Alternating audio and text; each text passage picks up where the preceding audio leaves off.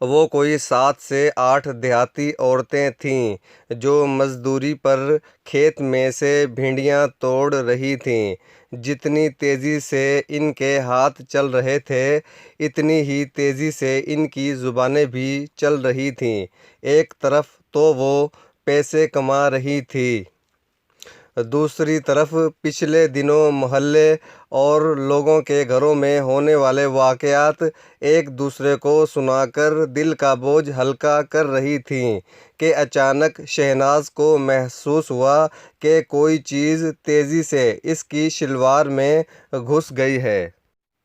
پہلے تو اس نے ہاتھ سے شلوار زور زور سے ہلائی مگر وہ چیز باہر آنے کے بجائے اوپر کو ہی چڑھتی جا رہی تھی۔ اچانک اس کے ذہن میں آیا کہ ہو نہ ہو یہ سانپ ہی ہے۔ بس پھر کیا تھا، اس نے چیخ چیخ کر آسمان سر پر اٹھا لیا، ہائے میری شلوار میں سانپ گھس گیا، مجھے بچا لو۔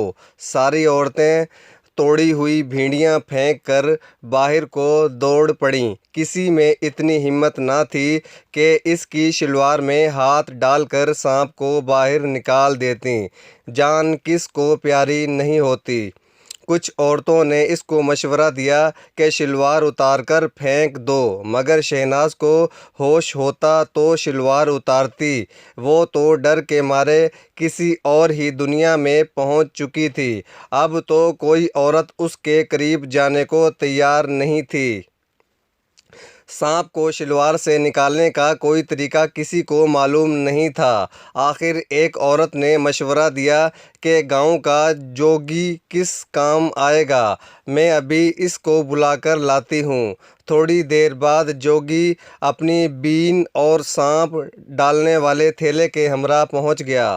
تب تک شہناز تقریباً نیم بے ہوش ہو چکی تھی۔ جوگی نے صورتحال کا اچھی طرح جائزہ لیا اور بے ہوش پڑی شہناز سے کوئی 10 فٹ کا محفوظ فاصلہ رکھ کر بیٹھ گیا اور بین بجانا شروع کر دی۔ باقی ساری عورتیں تھوڑی دور کھڑی تماشا دیکھ رہی تھیں۔ تھوڑی دیر بعد سانپ شلوار کے اندر سے ہلتا تو عورتوں کی چیخیں نکل جاتیں۔ بڑا ہی ڈھیٹ قسم کا سانپ تھا جو شلوار کے اندر گھومے جا رہا تھا مگر باہر نہیں آ رہا تھا۔ کافی دیر بین بجانے کے باوجود بھی سانپ نے باہر آنے سے انکار کر دیا تو جوگی نے یہ کہتے ہوئے معذرت کر لی کہ یہ کوئی خطرناک قسم کا سانپ ہے جو میرے قابو میں نہیں آئے گا۔ اتنے میں چاچا طفیل کہیں سے پھرتا پھراتا ادھر آ نکلا۔ ہمیشہ کی طرح لاٹھی اس کے ہاتھ میں موجود تھی جس کو وہ اپنا ہتھیار قرار دیتا تھا۔ اس نے جب سارا ماجرا سنا تو کہنے لگا، لو بھائی یہ بھی کوئی بات ہے، میں نے ساری جوانی شیروں کا شکار کرتے گزاری ہے، یہ سانپ تو میری ایک لاٹھی کی مار ہے، سب پیچھے ہٹ جاؤ۔ یہ کہہ کر وہ بے ہوش پڑی شہناز کے پاس چلا گیا۔ جوگی اور سب عورتیں سانس روک کر دیکھ رہے تھے کہ چاچا طفیل کیسے سانپ کا شکار کرتا ہے۔